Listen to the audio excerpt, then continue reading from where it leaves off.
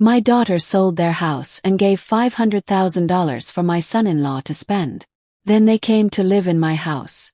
I answered, "No." My son-in-law slapped me across the face.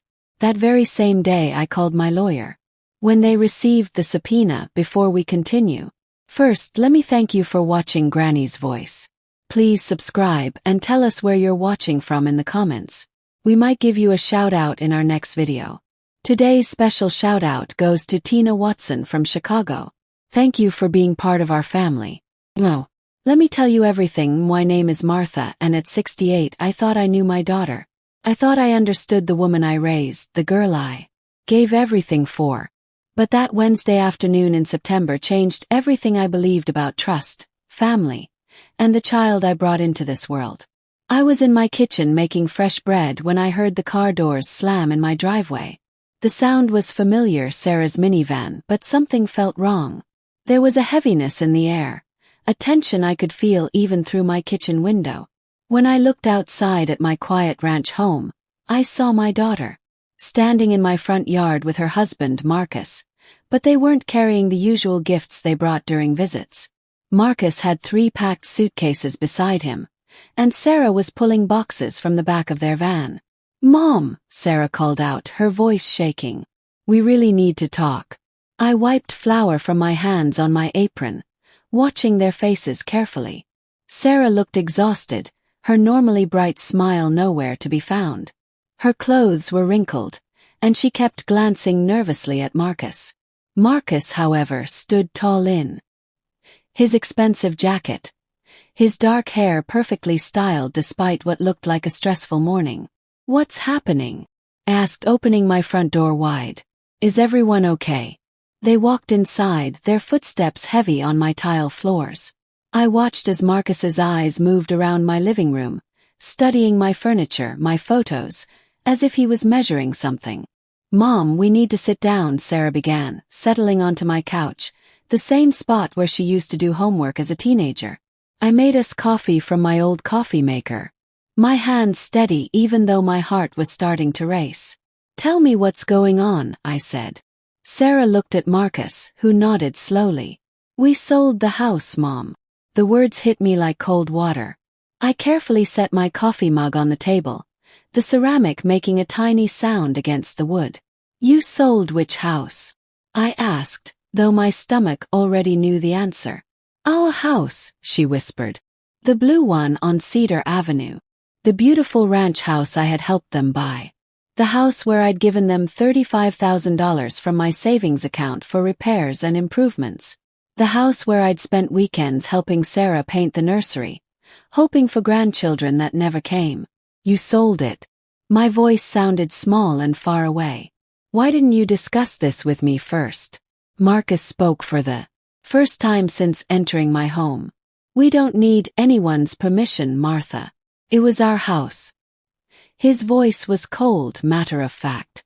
But there was something else there, something that made my skin feel cold. "I know it was your house," I said slowly. "But Sarah, we talked about your plans for the future. You said you loved that neighborhood. You wanted to raise children there someday." Sarah shifted uncomfortably. "Plans change, Mom. How much did you get for it?" "Yes. $500,000. Marcus answered quickly, before Sarah could speak.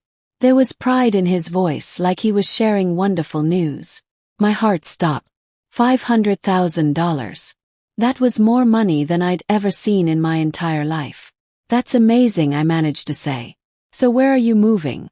Did you find a better place? Maybe something with more space for the family you want?" The quiet that followed felt dangerous. Sarah stared at her hands. Marcus examined his expensive watch. "Actually, Mom," Sarah finally said, "we were hoping we could stay here with you, just for a while until we find something new." I blinked hard, sure I'd heard wrong. "Stay here? It would only be temporary," she said quickly. "Maybe a month or 2. We wouldn't cause any trouble." "But what happened to the money from selling the house?" "Yes." Another silence. This one felt heavier, more scary. "Well," Marcus said, straightening his tie, "I had some business opportunities to take care of. Some investments I needed to handle. What kind of investments? I asked.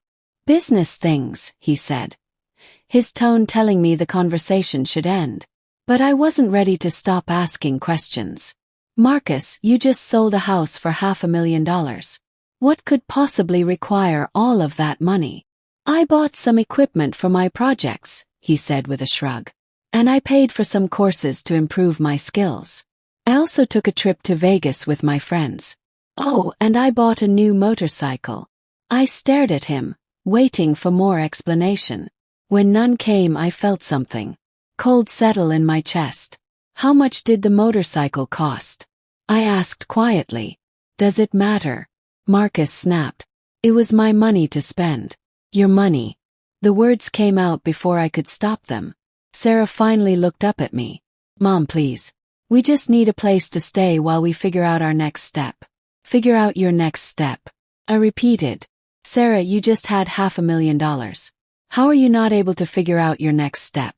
It's complicated, she mumbled. I looked between my daughter and her husband, seeing them clearly for maybe the first time ever. Sarah, my sweet girl who I'd raised to be smart and careful, was sitting in my living room homeless despite having just received more money than most people earn in 10 years. And Marcus, who had never worked a steady job since marrying my daughter, was sitting there in expensive clothes that probably cost more than my monthly pension check. Where did all the money go, Marcus? I asked again, my voice stronger this time. He rolled his eyes. I told you I had business to take care of. $500,000 worth of business. It's not your concern, Martha. Something broke inside me. It became my concern when you showed up at my door asking for housing. Sarah put her face in her hands. Mom, please don't make this more difficult than it needs to be. More difficult than it needs to be. I stood up, my coffee growing cold. Sarah, help me understand this. You had a beautiful house, more money than I've ever seen. And now you're asking to move in with your 68-year-old mother because your husband spent it all on motorcycles and trips to Vegas. It wasn't just motorcycles and Vegas trips, Marcus said defensively. I had debts that needed paying. What debts? Business debts. How much? He glared at me. That's personal information. I felt like the room was spinning. Sarah, I looked at my daughter directly. My daughter lifted her head and I saw something in her eyes that broke my heart. She looked scared, embarrassed, but also hopeless, like she'd stopped fighting a long time ago. How much debt did he have? Asked her directly. Mom, please don't. How much, Sarah? She took a deep breath. About $60,000. $60,000 in business debts that I didn't know about. What kind of business creates $60,000 in debt? She said quietly. Gambling, mostly online poker and some sports betting before we got married. And the rest of the money. Sarah looked at Marcus, who was now staring at his phone as if this conversation wasn't important. He wanted to start a food truck business, she said. And he bought new furniture for his brother's apartment. And he wanted to help his friends with their rent for a few months. What friends? College friends, Marcus said without looking up from his phone. They needed help getting back on their feet. How much help? $200,000. The number felt like a physical punch. $200,000 given to friends by a man who had never earned steady money, never shown interest in anything beyond playing video games and hanging out at bars. So let me understand this, I said, my voice barely above a whisper. You sold your house for $500,000. $60,000 went to pay off Marcus's gambling debts.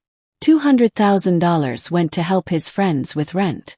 What happened to the rest? I told you, Marcus said, finally looking up from his phone with annoyance. I had business expenses. The motorcycle, the food truck supplies, some furniture, gifts for my family. Money goes fast when you're investing in your future. I did quick math in my head. Even being generous with his expenses, there should have been at least $100,000 left, maybe more. Where's the rest of the money? Yes. There is no rest, Marcus said. It's gone. Over $500,000 gone in a few months on motorcycles, gambling debts, gifts for friends, and a food truck business that I was willing to bet would never serve a single customer. I sank back into my chair, feeling every one of my 68 years settling into my bones. This wasn't just about money. This was about the daughter I'd raised, the values I'd tried to teach her, and the man who had somehow convinced her to throw it all away. So now you want to live here, I said. Just temporarily, Sarah repeated. I looked around my small home. 2 bedrooms, 1 bathroom, a tiny living room. I'd worked for 40 years to pay off this house, to have a place that was mine, where I could enjoy my retirement in peace. And what's your plan? Yes. How do you plan to get back on your feet? Sarah and Marcus looked at each other. Well, Marcus said, Sarah will keep working at the bank, obviously, and I'm sure the food truck will start making money soon. And if it doesn't, he shrugged, then we'll figure something else out. I stared at this man who had convinced my daughter to sell her house and spend over $500,000 in a few months, and who was now sitting in my living room with the casual confidence of someone who expected to be taken care of. No, I said quietly. What? Sarah looked up sharply. Said no. You cannot stay here. The temperature in the room seemed to drop. The word no hung in the air between us like challenge. I watched my daughter's face crumble, but it was Marcus's reaction that truly frightened me. His relaxed mask slipped for just a moment, showing something angry and mean underneath. Mom, you can't be serious, Sarah said, her voice getting louder. We're family. Yes, we are family, I replied, my voice steadier than I felt. Which is why I'm not going to help you continue this madness. Marcus set his phone down on my coffee table with force. Help us continue what madness, Martha? My daughter made a smart business decision. Not every investment works out right away. Smart business decision. I couldn't keep the disbelief out of my voice. Spending $500,000 on motorcycles, gambling debts, and gifts for friends is not a smart business decision, Marcus. It's throwing money away. How dare you judge how I spend my money? He snapped, his calm face finally breaking. It wasn't your money, I said quietly. It was equity in a house that my daughter worked for, that I helped improve with my own savings. Sarah stood up quickly, walking to my front window. Mom, we wouldn't ask if we had anywhere else to go. What about Marcus's family? Surely his parents could help. His parents live in a tiny apartment, Sarah said. And his brother doesn't have extra space.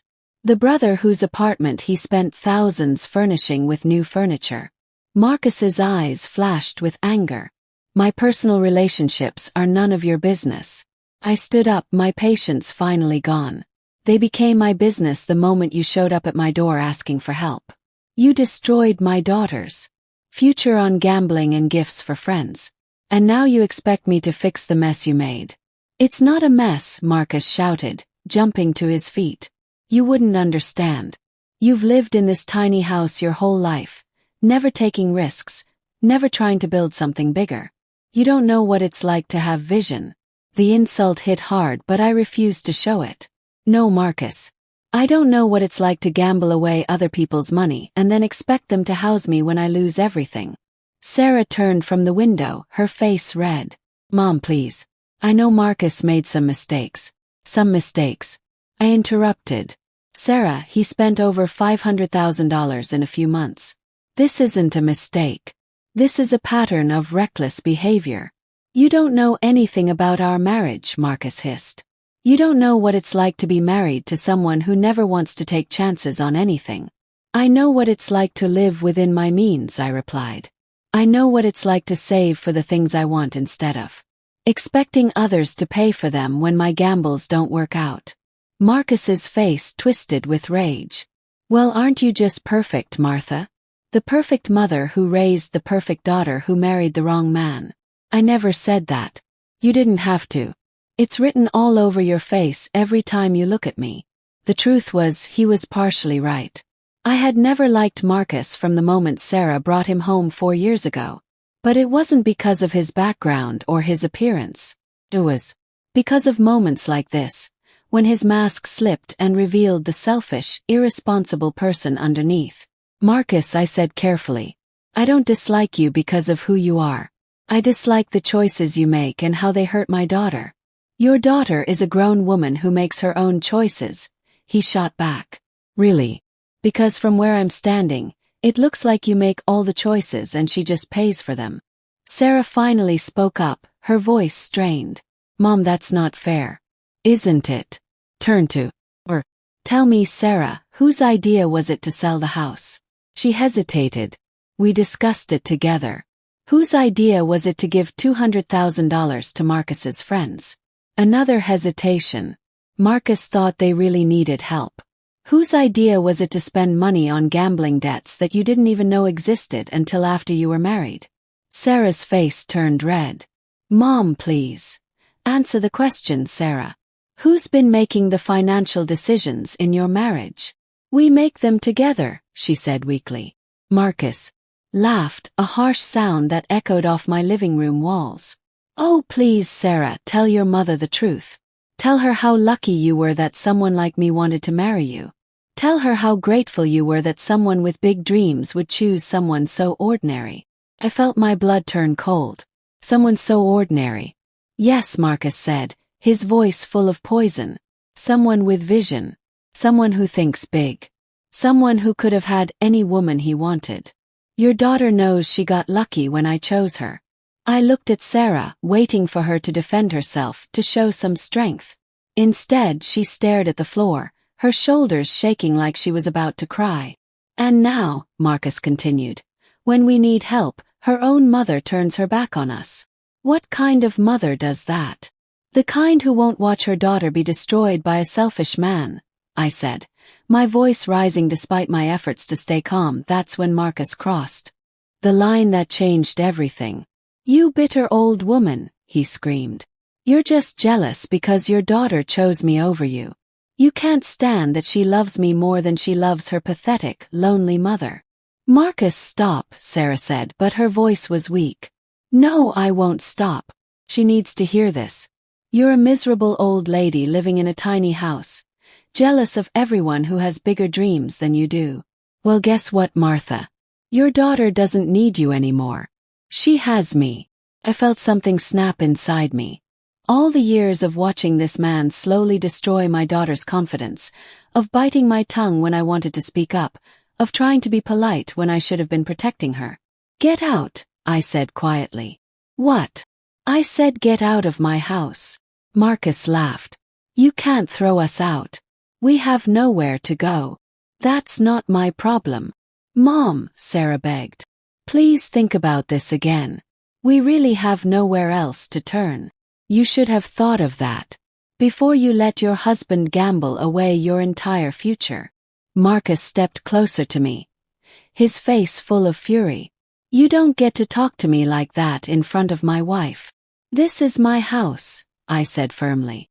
I'll talk to you however I want, and right now I want you to leave. We're not going anywhere, Marcus said, crossing his arms. Sarah, tell your mother we're staying. I looked at my daughter, this woman I'd raised to stand up for herself, to make smart choices.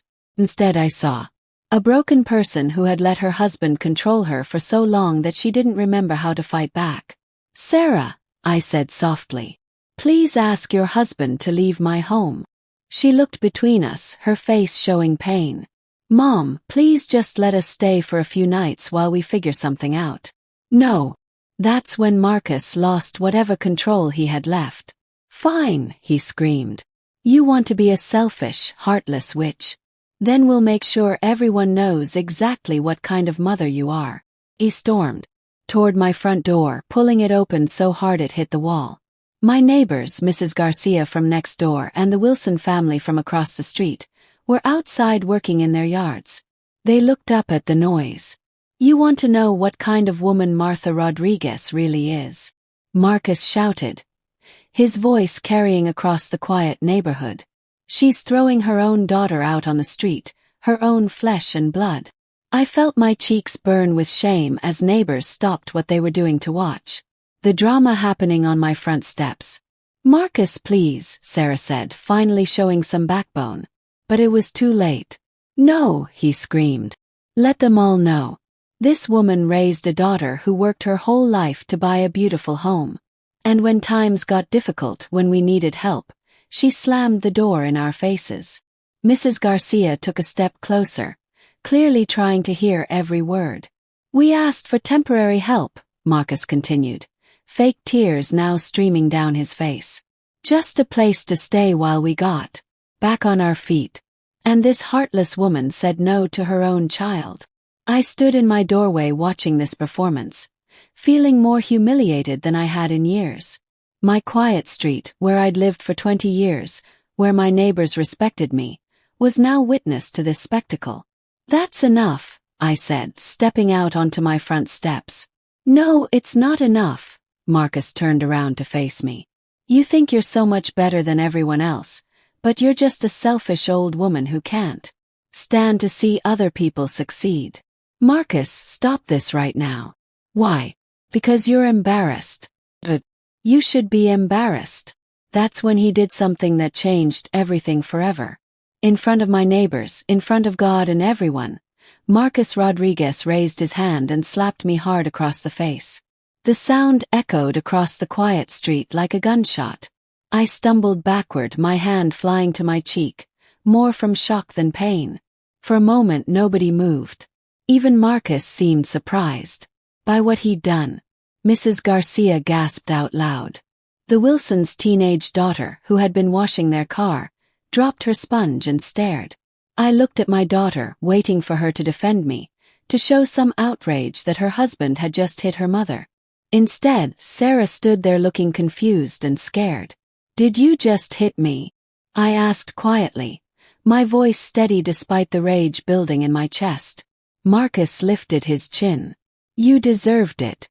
Throwing your own family out on the street like common trash. I looked around at my neighbors, all of them witnessing this humiliation. Mrs. Garcia looked horrified. The Wilson family was whispering to each other. Even the mail carrier had stopped his truck to watch. Sarah, I said, my voice barely above a whisper. Your husband just hit me in front of the entire neighborhood. She opened her mouth as if to speak, then closed it again. And you're going to stand there and let him?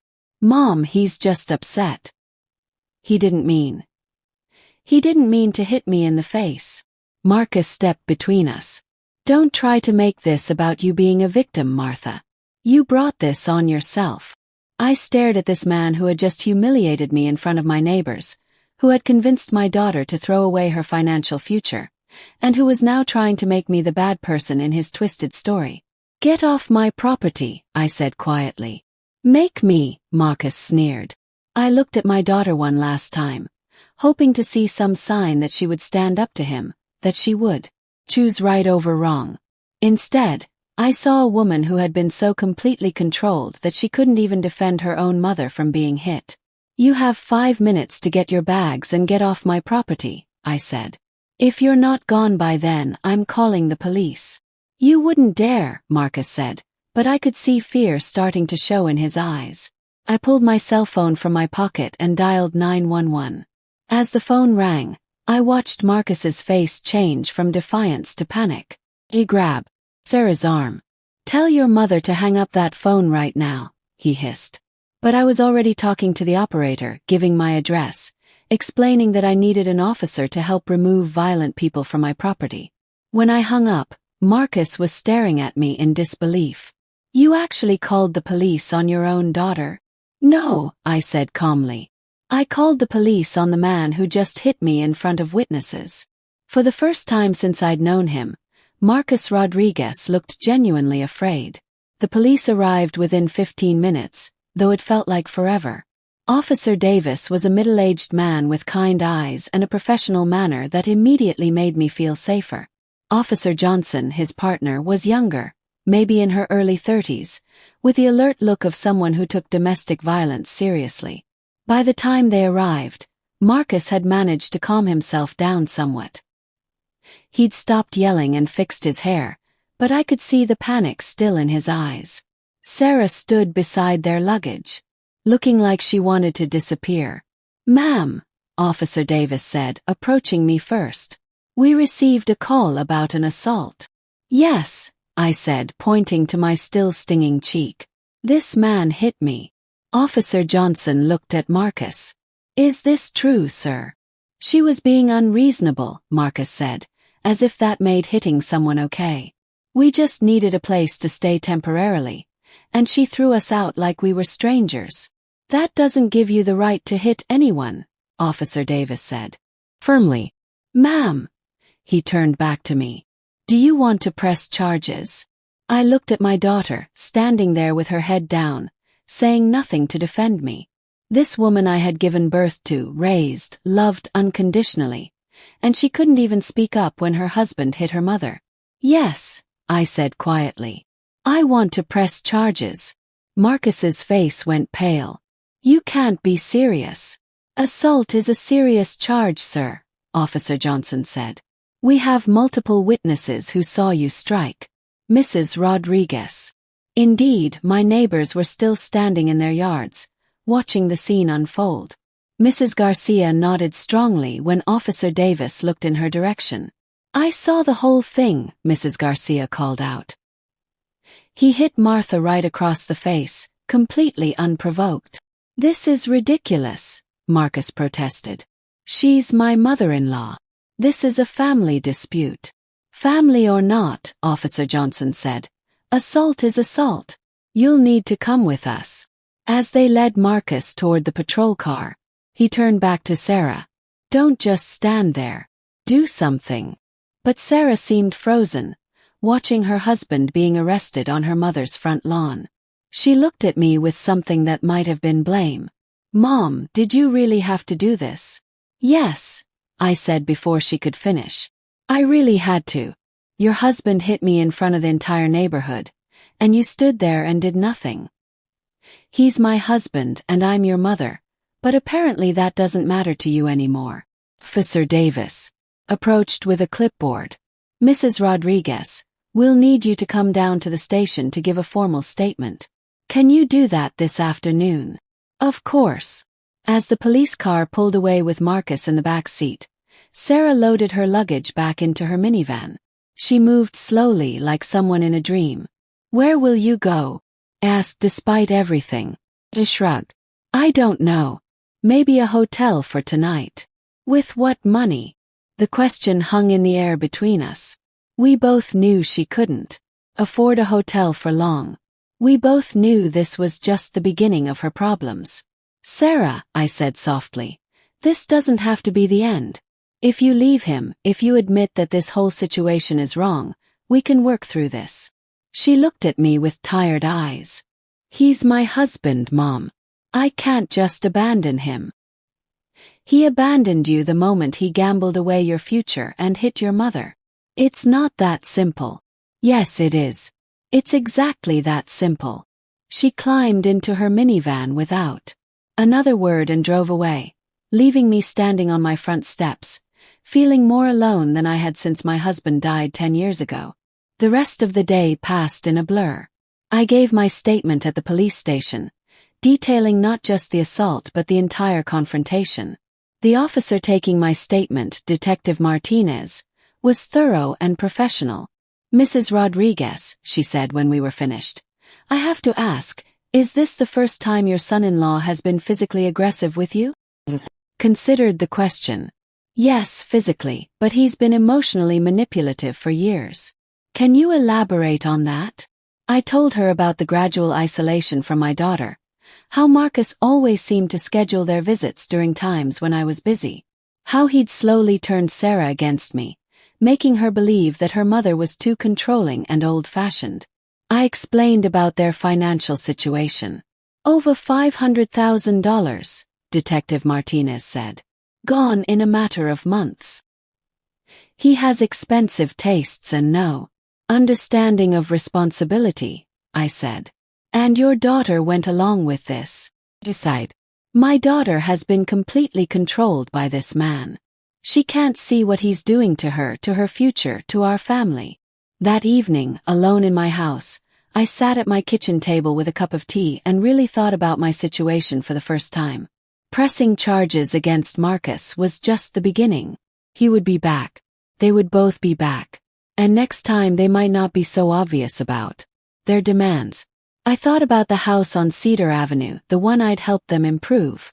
$35,000 from my retirement savings. Money I'd worked decades to save. Money that had essentially been thrown away along with the rest of their equity. But then I remembered something. When they'd bought the house, there had been paperwork, lots of paperwork. And because I'd contributed such a significant amount for improvements, the contractor had insisted on certain protections. I went to my filing cabinet and pulled out the folder labeled Sarah House Improvements. Inside were copies of all the receipts from the work we'd done, including something I'd nearly forgotten about. A contract. The contractor had insisted on it when I'd given them the $35,000. Mrs. Rodriguez, he'd said at the time, I strongly recommend that this be structured as a home improvement loan rather than a gift.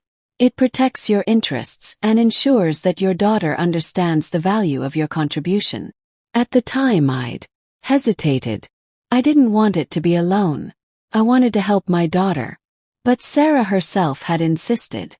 Mom, I want to pay you back. This should be official. The contract was clear. $35,000 to be repaid at 4% annual interest with payments beginning 6 months after the completion of the improvements. The loan was secured by the improvements themselves, meaning I had a legal interest in the value added to the house. But they'd sold the house without paying me back, without even mentioning the outstanding loan. I picked up my phone and called the number for David Chen, the attorney who'd handled my husband's estate. His secretary told me he could see me the next morning. That night I barely slept. I kept thinking about Sarah as a little girl, how she used to help me in the kitchen, how proud she'd been when she graduated college, how excited she'd been when she'd bought her first house. Where had that girl gone? How had she become this woman who stood silent while her husband hit her? Mother. The next morning I dressed carefully in my best dress and drove to David Chen's office. He was a calm man in his 50s with gray hair and the kind of presence that made people feel safe. Mrs. Rodriguez, he said, shaking my hand warmly. I was sorry to hear about your troubles. Please sit down and tell me what's happened. I explained the entire situation. The house sale, the wasted money, the assault, the arrest. David listened without interruption, occasionally making notes on a legal pad. When I finished, he leaned back in his chair and studied me carefully. Martha, he said, do you understand that you have significant legal rights here? What do you mean? The improvement contract securing your $35,000 loan was recorded as a lien against the property. When your daughter and son-in-law sold the house without satisfying that debt, they violated the terms of the contract. You have grounds for both breach of contract and conversion. I felt something flutter in my chest. Not quite hope, but something stronger than resignation. What does that mean in practical terms? It means you can sue for the full amount of the loan plus interest plus damages. And because the debt was secured by real property, you may be able to attach other assets to satisfy the judgment. What other assets? David smiled grimly. Well, let's see what your daughter and son-in-law have left after their spending spree. Over the next hour, David explained my options in detail. I could file a civil lawsuit seeking repayment of the loan, plus interest and damages. I could also pursue criminal charges for theft by conversion since they'd sold property that was partially mine without my consent. But David, I said, I don't want to destroy my daughter's life. I just want her to understand that actions have consequences.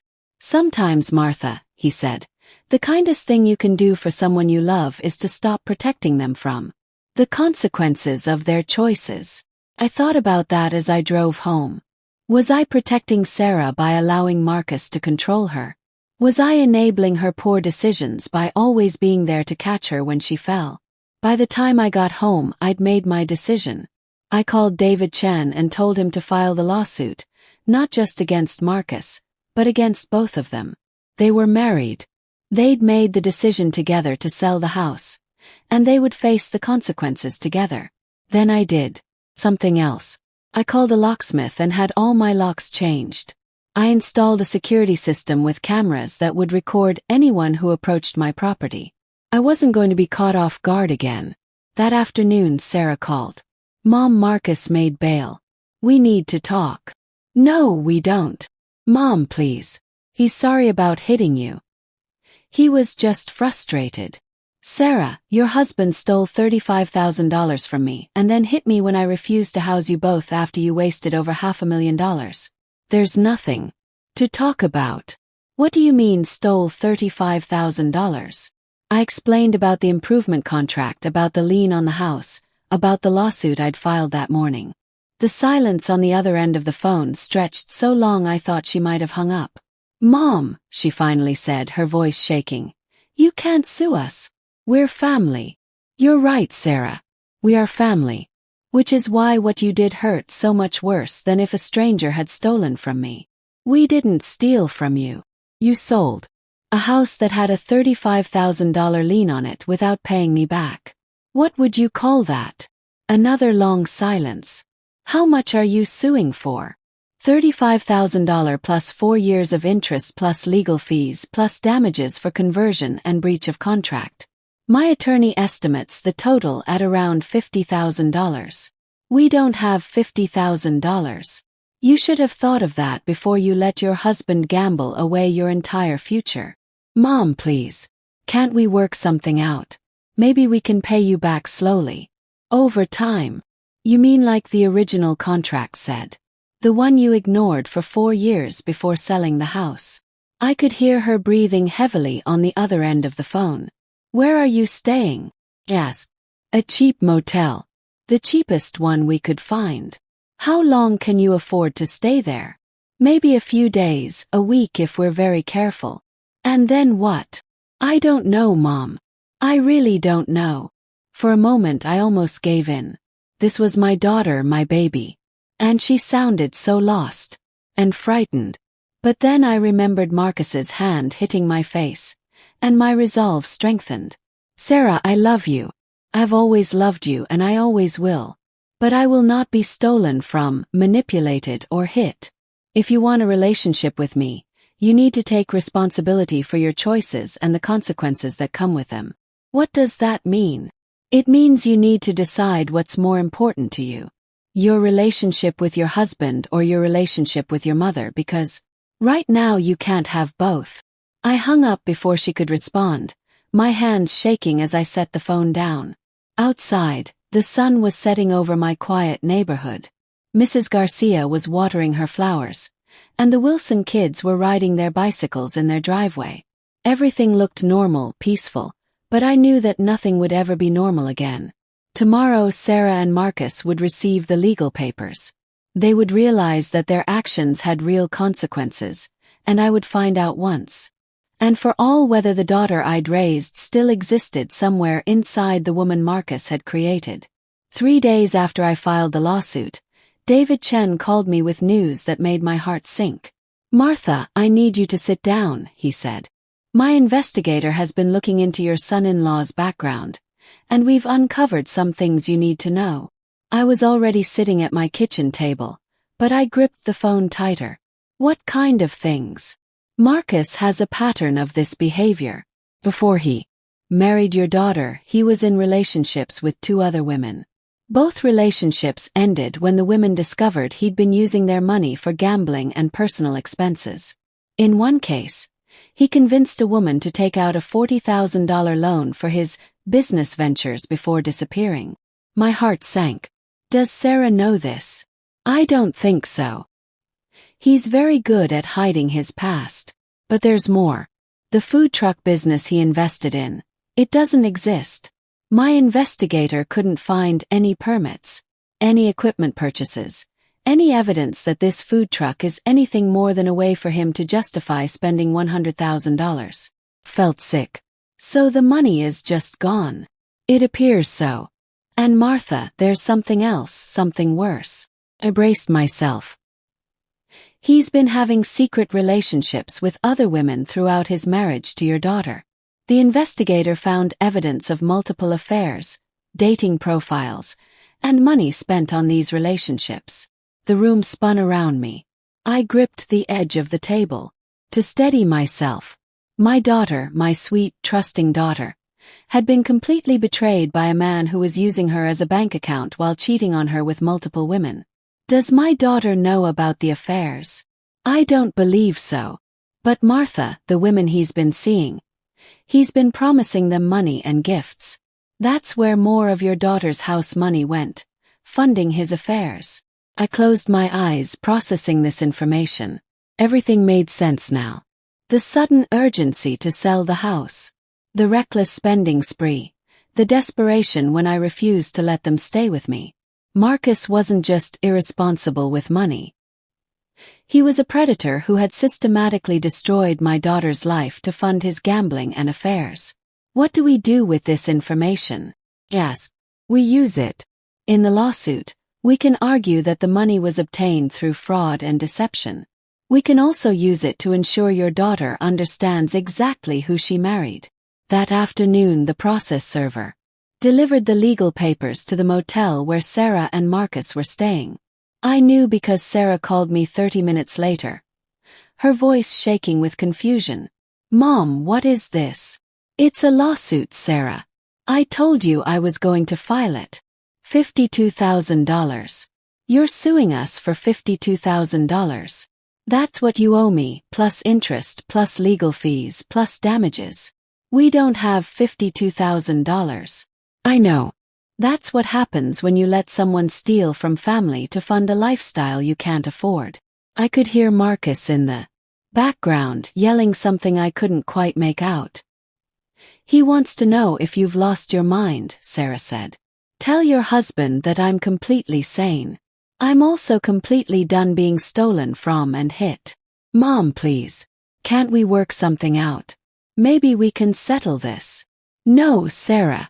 The time for working things out was 4 years ago when you first missed a payment on the contract. Or it was 6 months ago when you decided to sell the house. Or it was last week when you showed up at my door, asking for help after wasting over $500,000. The time for working things out has passed. What do you want us to do? We're living in a motel. I want you to get jobs and start taking responsibility for the mess you've made. Marcus says he can't work just any job. He has standards. Then it's time for him to lower his standards. People with no money don't get to have standards about work. More yelling in the background. Then Sarah came back on the line. He says he'll countersue. For harassment or something. I almost laughed. Let him try.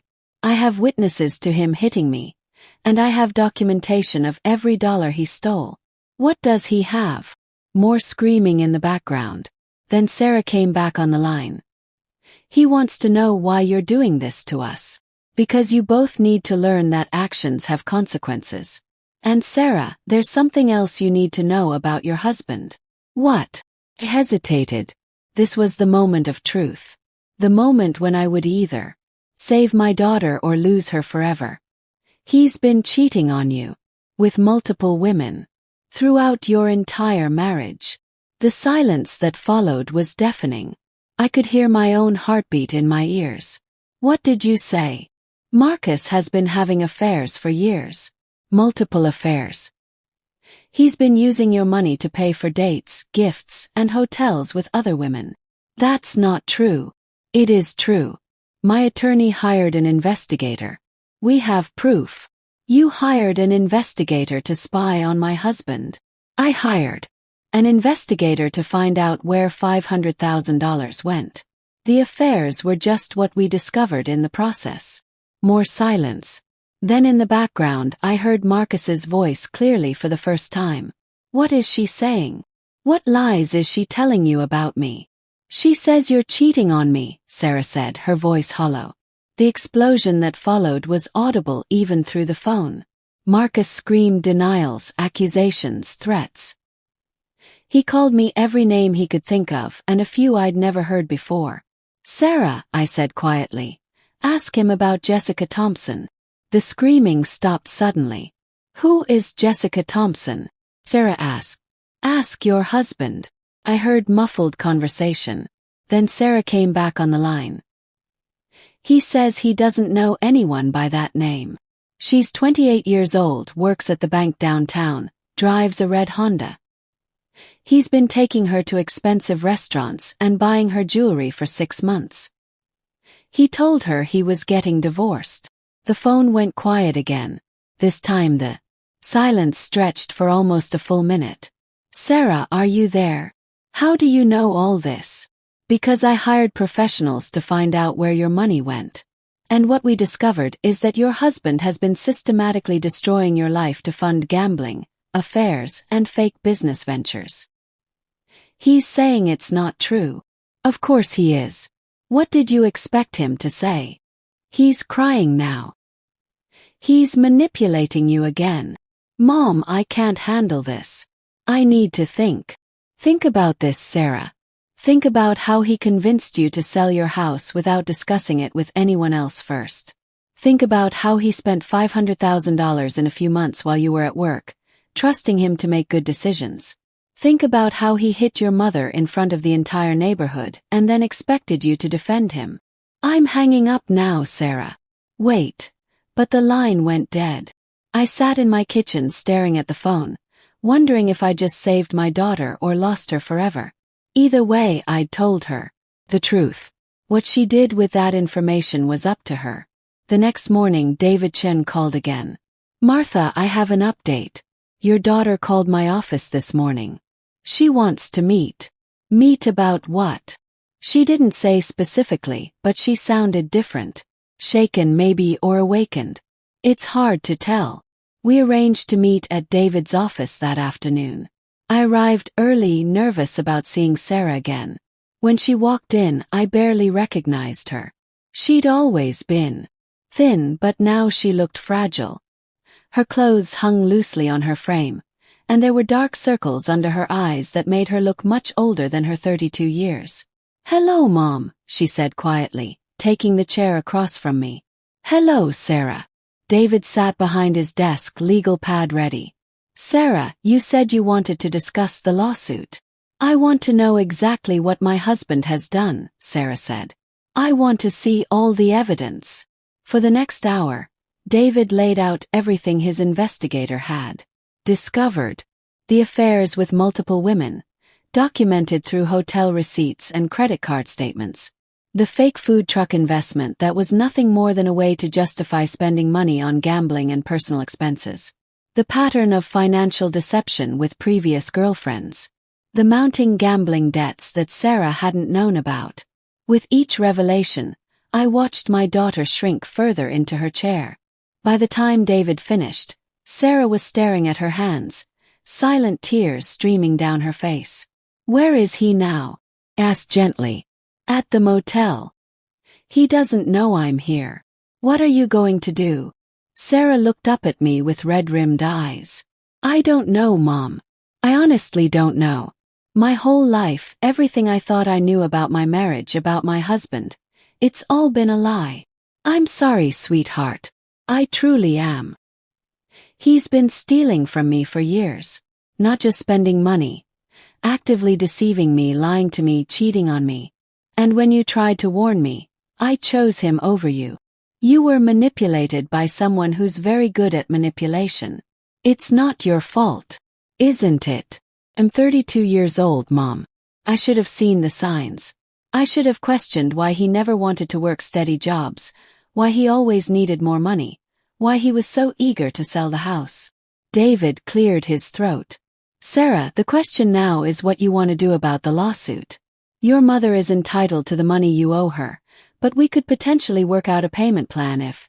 No, Sarah interrupted. He deserves to be paid back immediately.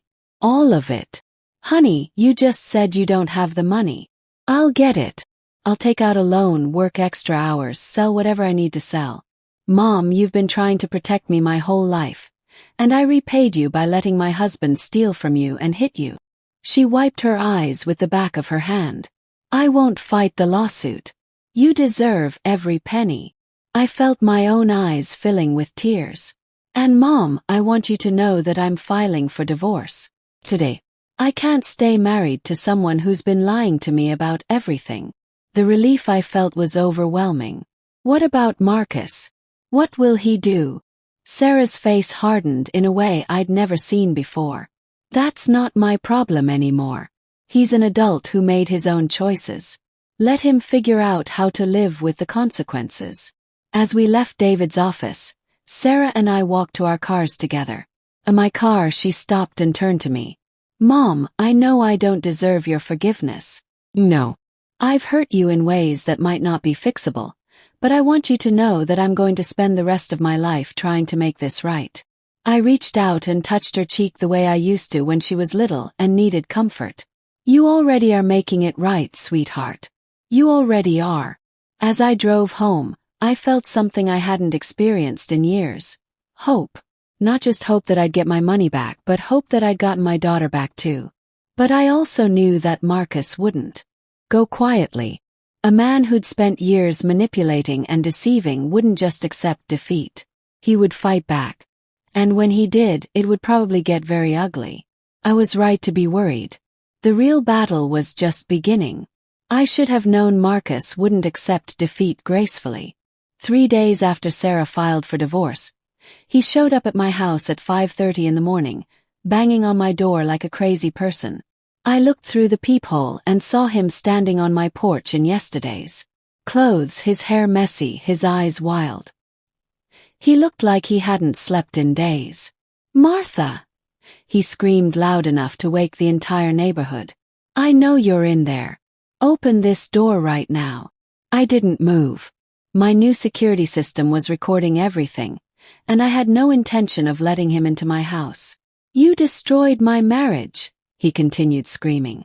You turned my wife against me with your lies. Mrs. Garcia's porch light came on next door. The Wilsons' dog started barking. I grabbed my phone, ready to call the police again if necessary. I'm not leaving until you talk to me. Marcus shrieked. You owe me that much. I pressed the intercom button on my security system. Marcus, you need to leave my property immediately, or I'm calling the police. Good. Call them. Let them hear how you destroyed an innocent man's life. Innocent. The word would have been funny if the situation weren't so scary. You have 30 seconds to get off my property, I said through the intercom. No. I'm not going anywhere until you admit what you've done. I dialed 911 and gave them my address. This is Martha Rodriguez on Pine Street. The man who hit me last week is back on my property, refusing to leave and making threats. The operator assured me officers were on their way. Marcus must have heard me talking because his banging became more frantic. You can't hide behind the police forever, Martha. Then he did something that shocked even me. He started screaming. Details about our family situation for the entire neighborhood to hear. This woman turned her own daughter against her husband, he yelled at the top of his lungs. She hired private investigators to spy on us. She's trying to steal our money. I watched through my window as more neighbors came outside to see what was happening. Some were recording with their phones. This was exactly what Marcus wanted, to humiliate me publicly, to make me look like the villain in his twisted story. She's jealous because her daughter loves me more than her. Marcus continued. She can't stand that Sarah chose me, so she's trying to destroy our marriage. The police arrived just as Marcus was starting to elaborate on our financial situation for the entertainment of anyone within a 6-block radius. Officer Davis was back, along with a female officer I didn't recognize. Sir, Officer Davis said firmly, you need to calm down and step away from the door. I'm not doing anything wrong. Marcus protested. I'm trying to talk to my mother-in-law. Mrs. Rodriguez has asked you to leave her property. You need to comply. She's destroying my family. She hired investigators to spy on me and my wife. The new officer, whose name tag read Martinez, stepped forward. Sir, what Mrs. Rodriguez does with her own money is not your concern. This is her property, and she has the right to ask you to leave. But she's lying about me. She's telling people I'm cheating on my wife. Officer Davis looked at his notepad. Sir, are you Marcus Rodriguez, the man who was arrested here last week for assault? It wasn't assault. It was barely a tap. You hit Mrs. Rodriguez in the face in front of multiple witnesses. That's assault. I watched from my window as Marcus's composure completely fell apart. He fell to his knees on my porch, crying dramatically. "Please," he begged, looking directly at my front door. "Please, Martha. I have nowhere to go. Sarah kicked me out of the motel. She's filing for divorce. I don't have any money. Please don't do this to me." For just a moment I felt a small bit of sympathy. Then I remembered the $500,000, the affairs with multiple women, the fake business investments, and my resolve strengthened. Officer Martinez helped Marcus to his feet. "Sir, you need to find somewhere else to go. If you come back here, you'll be arrested for trespassing." "Where am I supposed to go?" he wailed. "I don't have anywhere." "That's not Mrs. Rodriguez's problem," Officer Davis said firmly. "You have 5 minutes to get in your car and leave, or we're taking you in." After the police left with Marcus, I called Sarah. She answered on the first ring. "Mom, I heard. I'm so sorry. I told him to stay away from you." "Where is he staying?" "I don't know. After I filed for divorce yesterday, I told him he had to leave the motel. I couldn't afford to keep paying for both of us to stay there. And you have no idea where he went." "He mentioned maybe staying with one of his gambling friends, but honestly, Mom, I don't care. I'm done being responsible for his problems." I felt a surge of pride at hearing the strength in my daughter's voice. This was the Sarah I'd raised. The one who took responsibility for her actions and didn't make excuses for bad behavior. "How are you managing?" I asked. "I'm staying at a weekly motel across town. It's not fancy, but it's clean, and I can afford it while I figure out my next steps. I've been working double shifts at the bank, trying to save up money to pay you back." "Sarah, you don't have to rush." "Yes, I do. Mom, I let my husband steal from you and then stood by while he hit you. I need to make this right." That afternoon, David Chen called with an update. "Martha, we have a development. Marcus has hired an attorney. I thought he didn't have any money." "He doesn't. But apparently he's found a lawyer willing to work cheap. They're claiming that your lawsuit is harassment and that you're using the legal system to interfere in their marriage." I felt my blood pressure rise. "That's ridiculous." "I know it is, but we need to be prepared for a fight. They're also claiming that the improvement contract was invalid because you're family and there was no real intention to collect on the debt." "There was absolutely an intention to collect. That's why we made it official." "I know that, and we can prove it. But Marcus's attorney is good at making bad cases sound reasonable. We need to document everything. Every interaction you've had with them. Every payment that was missed. Every attempt you made to work with them before filing suit." Over the next week, I compiled everything I could think of. Phone records showing how many times I'd called Sarah about missed payments. Emails I'd sent asking about their financial situation. Receipts showing money I'd lent them over the years for various emergencies that were never repaid. The picture that emerged was clear. I hadn't been a vindictive mother-in-law trying to destroy their marriage. I'd been a concerned parent trying to help my daughter, only to be systematically deceived and stolen from. But Marcus wasn't finished. 2 days before our court date, he showed up at my workplace. I was working part-time at a small insurance office, a job I'd taken to stay busy and supplement my pension. I was at my desk updating client files when the receptionist called back to tell me I had a visitor. "He says he's your son-in-law," Linda said. "Should I send him back?" My heart sank. "No, tell him I'm busy and can't see visitors during work hours."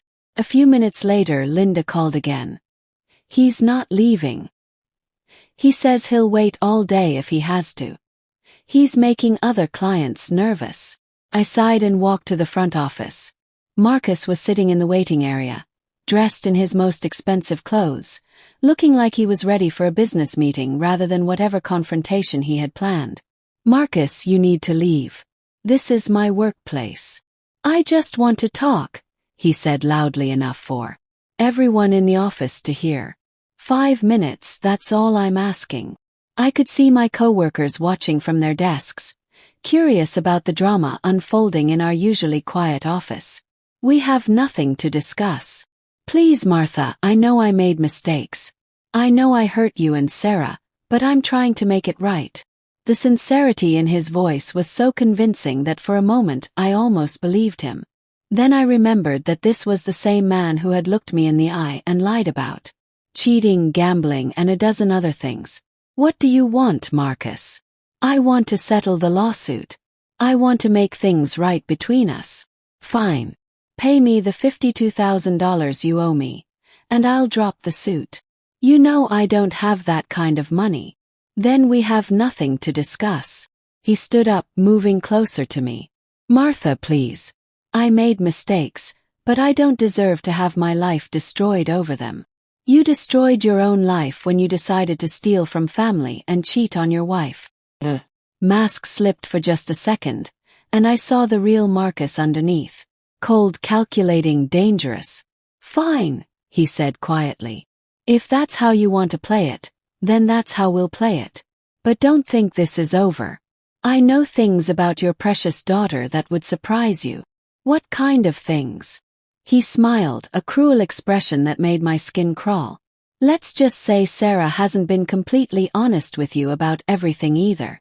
Before I could ask what he meant, he turned and walked out of the office, leaving me standing there with a growing sense of worry. That evening, I called Sarah and told her about Marcus's visit. He said he knows things about you that would surprise me. What did he mean? Sarah was quiet for a long moment. Mom, there are some things I never told you, things I'm not proud of. My heart sank. What kind of things? When Marcus and I were first married, I did some things. Some financial things that weren't completely legal. What do you mean? I helped him falsify some documents to get better loan rates. I also didn't report some cash tips on my taxes. And when we bought the house, I may have inflated some information on the mortgage application. Felt sick. Sarah, why didn't you tell me this? Because I was ashamed. And because Marcus said it was normal that everyone did things like that. But he kept copies of everything. He said it was for our records, but now I think he was keeping it as insurance in case I ever tried to leave him. Closed my eyes, understanding the full scope of what we were dealing with. Marcus wasn't just a manipulative gambler. He was a criminal who had been systematically compromising my daughter for years, creating evidence he could use to destroy her if she ever tried to escape. Sarah, you need to tell David Chen about this immediately. Mom, if this comes out, I could go to jail. I could lose my job, everything. And if you don't tell him and Marcus uses it against us in court, you'll lose everything anyway.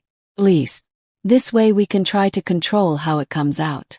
The next morning, I sat in David Chen's office with my daughter as she confessed to her financial crimes. David listened without judgment, taking notes and asking clarifying questions. When Sarah finished, David leaned back in his chair and studied us both. This is serious, he said finally, but it's not insurmountable. The statute of limitations has passed on some of these issues, and the others can potentially be resolved through voluntary disclosure and payment of penalties. What about the lawsuit? Yes. The lawsuit just got more complicated. But Martha, I want you to understand something. Your son-in-law isn't just trying to avoid paying you back. He's trying to destroy your daughter's life as punishment for leaving him. This isn't about money anymore. This is about control. As we left David's office, I realized that the real battle was just beginning. Marcus had shown his true colors, and he was willing to destroy everyone around him rather than accept responsibility for his actions. But I wasn't the same woman who had opened her door to them a month ago. I was stronger now, angrier, and absolutely determined to protect my daughter from the monster she had married. The war was far from over, but for the first time I felt like we might actually win. The courtroom was smaller than I'd expected, with worn wooden benches and fluorescent lighting that made everyone look pale and tired. I sat behind David Chen's table, my hands folded in my lap, watching as Marcus entered with his attorney, a sharp-dressed man in his 40s who looked like he charged by the hour. Marcus had clearly spent money he didn't have on his appearance for court.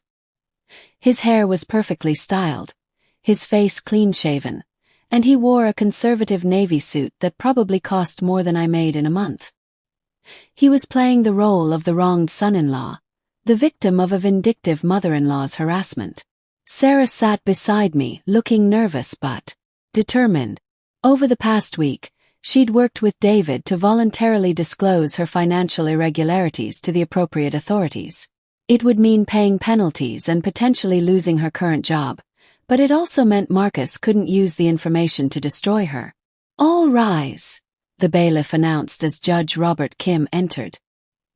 He was a man in his 50s with black hair and the kind of serious expression that suggested he'd heard every sob story in the book. Marcus's attorney, Mr. James Wong, went first. He painted a picture of a young man trapped in an impossible situation, victimized by a mother-in-law who had never accepted him and was now using the legal system to interfere in their marriage. "Your Honor," Mr. Wong said in a voice full of sympathy, "my client made some poor financial decisions, as many young people do, but Mrs. Rodriguez's response has been disproportionate and vindictive. She hired private investigators to spy on my client, encouraged her daughter to file for divorce, and is now trying to extract money from a man who has no means to pay." He made Marcus sound like an innocent victim who had maybe spent a little too much money on hobbies, rather than a man who had systematically stolen over $500,000 while cheating on his wife. When it was David's turn, he methodically laid out the facts. The $35,000 loan documented in a legally binding contract. The 4 years of missed payments despite repeated attempts to collect. The sale of the house without satisfying the lien. The assault that had been witnessed by multiple neighbors. "Your Honor," David said, "this is not a case of a vindictive mother-in-law harassing her son-in-law. This is a case of a woman who has been systematically defrauded by someone who viewed her as an easy mark." Then he did something I wasn't expecting. He called Jessica Thompson as a witness. I turned to see a young woman in a modest dress entering the courtroom, her face serious. She looked like she'd rather be anywhere else in the world. Under oath, Jessica confirmed the affair. She testified that Marcus had told her he was getting divorced, that he had money from investments, and that he needed someone to help him through his difficult time. He had paid for expensive dinners, vacations, and jewelry, believing he was a wealthy man going through a difficult divorce. He told me his wife was controlling and that his mother-in-law was trying to steal his inheritance, Jessica testified, not looking at Marcus. He said he needed money to fight them in court. Marcus's face had gone completely white. His attorney was frantically scribbling notes, clearly not having expected this testimony. "Did you know that Mr. Marcus Rodriguez was using money from the sale of his marital home to fund your relationship?" David asked. "No, I did not. If I had known, I never would have accepted anything from him." "And when did this relationship end?" "Last month. When I found out he was lying about being divorced and that he was using his wife's money to pay for our dates." When David finished with Jessica, Mr. Wong tried to minimize the damage. He argued that the affair was irrelevant to the financial dispute, that whatever mistakes Marcus had made in his personal life didn't negate the fact that the lawsuit was excessive. But Judge Kim looked unimpressed. When Mr. Wong sat down, the judge leaned forward and studied the paperwork in front of him. "Mr. Rodriguez," he said, addressing Marcus directly, "do you dispute that you signed the improvement contract agreeing to repay Mrs. Rodriguez $35,000? "No, Your Honor, but do you dispute that you failed to make any payments on this contract for 4 years? The circumstances were. Do you dispute that you and your wife sold the house that secured this loan without paying off the debt?" Marcus's attorney stood up. "Your Honor, my client was not personally responsible for." "Sit down, counselor. I'm asking your client direct questions." Marcus looked like he was about to cry. "Your Honor, I didn't understand the legal implications." "Mr. Rodriguez, you're 29 years old. Are you claiming you didn't understand that borrowing money meant you had to pay it back? It wasn't supposed to be a real loan. It was family money." Judge Kim's expression grew even more stern. "Mr. Rodriguez, Do you see your signature on this improvement contract? Yes, but did anyone force you to sign it?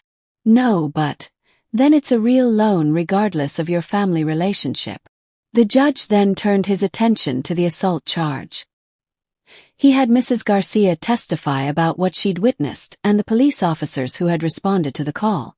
When Mr. Wong tried to argue that it was just a family dispute that got out of hand, Judge Kim cut him off. Counselor, assault is assault. The relationship between the parties is irrelevant. Finally, David presented evidence of Marcus's spending patterns.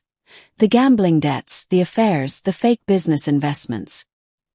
He showed how over $500,000 had been spent in less than 6 months with no assets to show for it.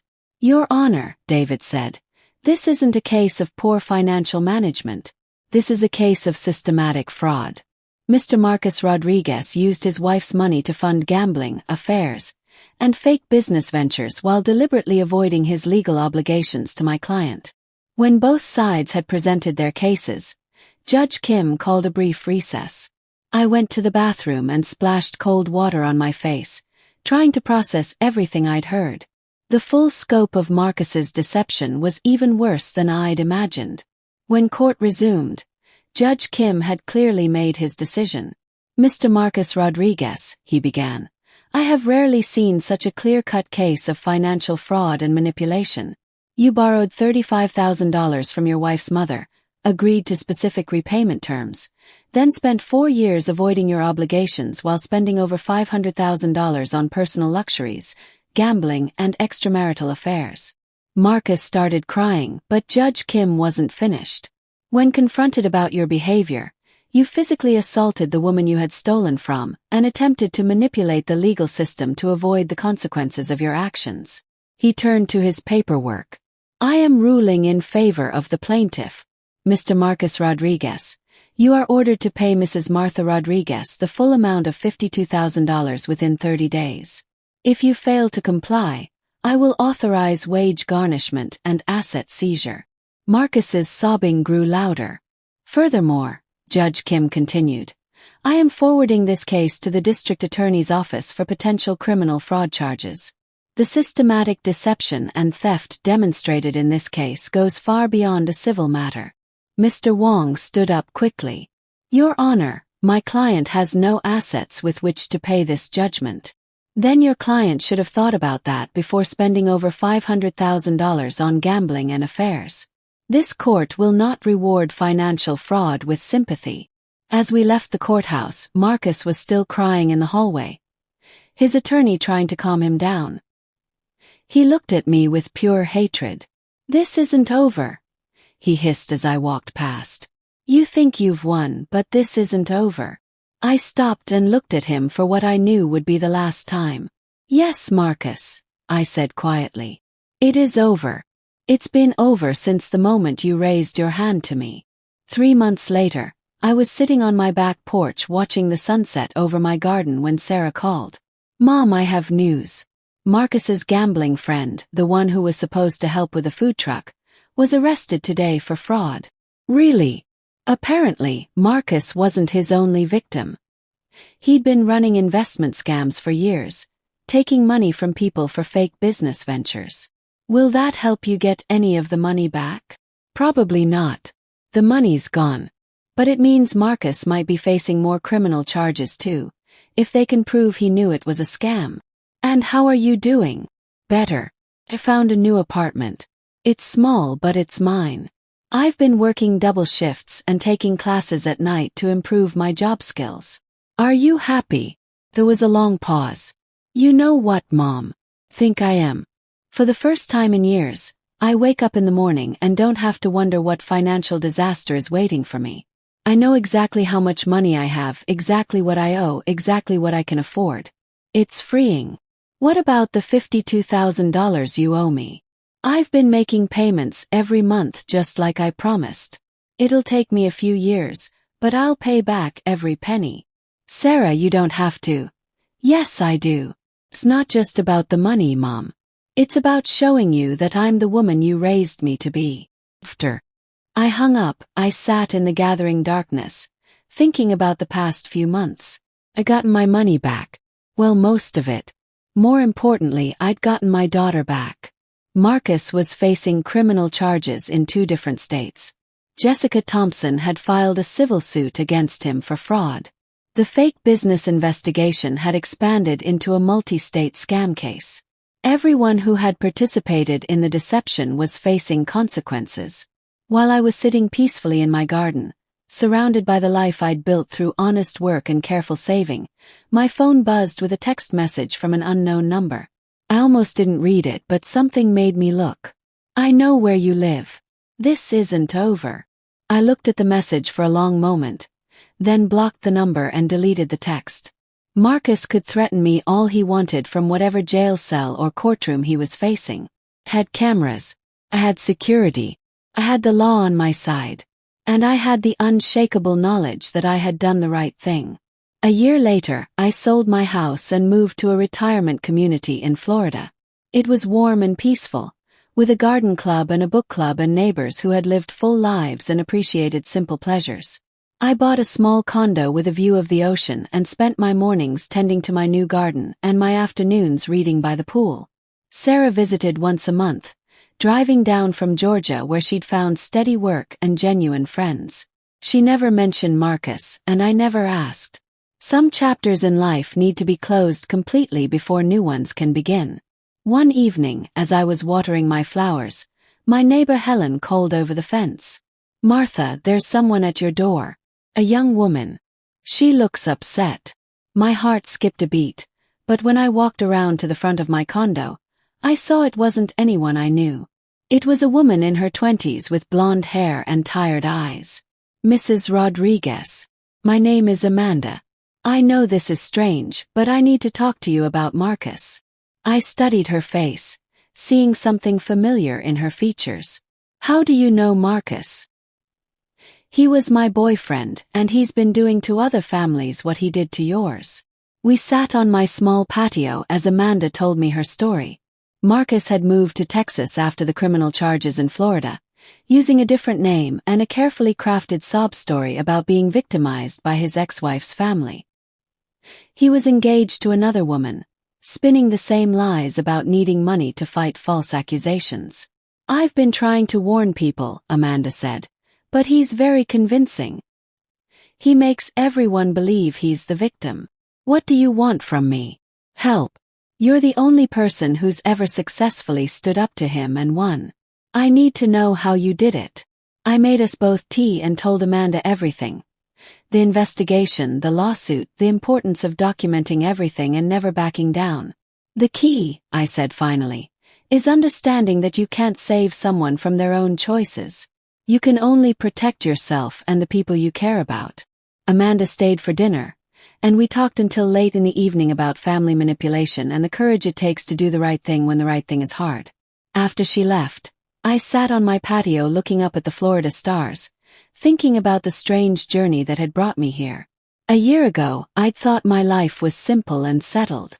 I'd had no idea that my greatest challenge and my greatest victory was still ahead of me.